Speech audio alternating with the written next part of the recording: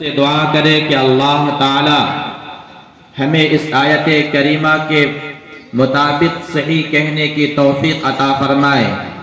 اور تمام امت مسلمہ کو اس پر عمل کرنے کی توفیق عطا فرمائے۔ یوں تو رب کائنات نے اس دنیا کے اندر بہت ساری مخلوقات کو مبعوث فرمایا۔ تمام مخلوقات میں رب کائنات نے انسانوں کو بہترین مخلوق شمار کیا ہے، اور ان تمام انسانوں میں سے بھی رب کائنات نے آپ کو اور امت محمدیہ کو بہترین انسان شمار کیا ہے۔ اللہ رب العزت نے آپ کو جہاں بہترین امت سے نوازا اور بہترین انسان بنایا، اسی بہترین انسان کے بنانے کے لیے رب کائنات نے آپ کے اوپر کوئی شرائط رکھی ہے کہ دنیا کے اندر بہترین انسان وہ ہو سکتا ہے، دنیا کے اندر اچھا انسان وہ کہلا سکتا ہے جن کے اندر وہ خصوصیت پائی جائے جس کو رب کائنات نے قرآن مقدس کے ذریعے آپ کے سامنے پیش فرمایا۔ اللہ رب العزت نے قرآن مقدس کے اندر نماز کی صفت کو بیان کرتے ہوئے ارشاد فرمایا،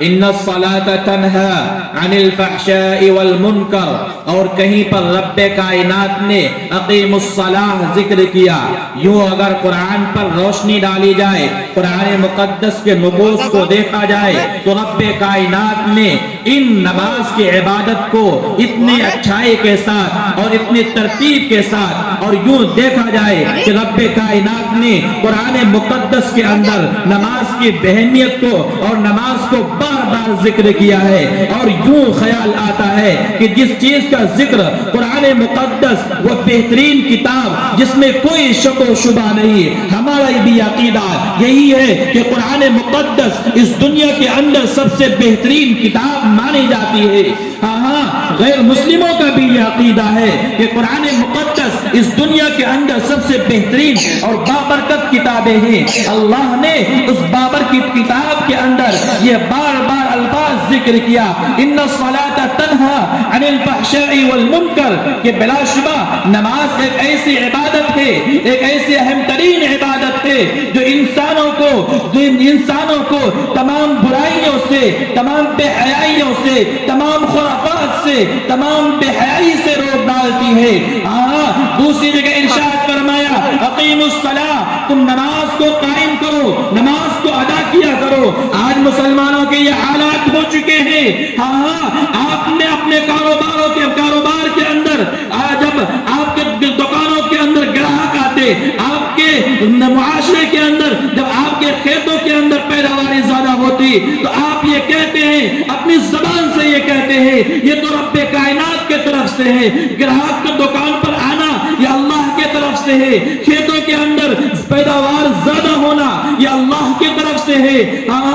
رزق کا آنا یہ اللہ کے طرف سے ہے۔ یہ ہمارا عقیدہ ہے، آپ کا عقیدہ ہے، پورے امت مسلمہ کا یہ عقیدہ ہے۔ لیکن جب رب کائنات دوسری طرف آپ کو یہ پیغام دیتا ہے کہ اقیم الصلاۃ، تم نماز کو قائم کرو، دنیا کو چھوڑو، نماز کی طرف آگے بڑھو، ہمارا یہ طریقہ ہو چکا ہے، ہم نماز کو ترک کر بیٹھے ہیں، نماز کو چھوڑ بیٹھے ہیں۔ دوسری طرف رب کائنات کے محبوب محسن انسانیت صلی اللہ علیہ وسلم یہ بیان فرماتے ہیں، بین العبد و بین الکفر ترک الصلاۃ جہارا، کہ رب کائنات نے آپ کے درمیان اور منافقین کے درمیان ایک ایسی چیز رکھی ہے جو دونوں کے درمیان فرقہ پیدا کرتی ہے، جو دونوں کے درمیان امتیاز پیدا کرتی ہے، وہ یہ ہے کہ وہ نماز کو ادا کرنے والا بن جائے۔ آپ معاشرے کے اندر دیکھتے ہوں گے، نماز کے علاوہ اللہ نے اور بھی بہت سارے عبادتیں اس دنیا کے اندر نازل فرمائی۔ ہمارے معاشرے کے لوگ اور معزز ترین لوگ دکانوں پر بیٹھ کر، اپنے دکانوں کے باہر بیٹھ کر، چائے کے دکانوں پر بیٹھ کر، جب ان سے یہ کہا جاتا ہے کہ تم چائے کی دکان بند کر کے نماز کے وقت کے لیے آگے بڑھو، مسجدوں کے اندر جاؤ اور مسجدوں کو آباد کرنے والے بنو۔ کچھ معزز شخصیات ایسے بھی نظر آتے ہیں جو یہ کہتے ہیں کہ نماز کے علاوہ ہم دنیا کے اندر بہت سارے عبادتوں کو انجام دیتے ہیں۔ وہ یہ کہتا ہے کہ ہم نے اپنے معاشرے کے اندر جو بیوہ تھا، جو یتیم تھے، ان کے پڑھانے لکھانے کا انتظام کیا ہے۔ کوئی یہ کہتا ہے ہم نے اپنے بیواؤں کے بچوں کو شادی میں پیسے خرچ کی ہے۔ کوئی یہ کہتا ہے ہم نے کسی مزدور کو، کسی فقیر کو، کسی مسکین کے ہاتھ بٹائے ہیں۔ کوئی یہ کہتا ہوا نظر آتا ہے کہ ہمیں نماز پڑھنے کی کوئی ضرورت نہیں، نماز کے علاوہ دنیا کے اندر جتنی عبادتیں ہو سکتی ہے تمام عبادتوں پر ہم عمل کرتے ہیں۔ اپنے پیسوں کے ذریعے سے مزدوروں کا ہاتھ بٹاتے ہیں، اپنے پیسوں کے ذریعے سے یتیم اور مسکین، بیوہ اور یتیموں کو ہم فائدہ پہنچاتے ہیں۔ میں کہنا چاہتا ہوں ان لوگوں سے،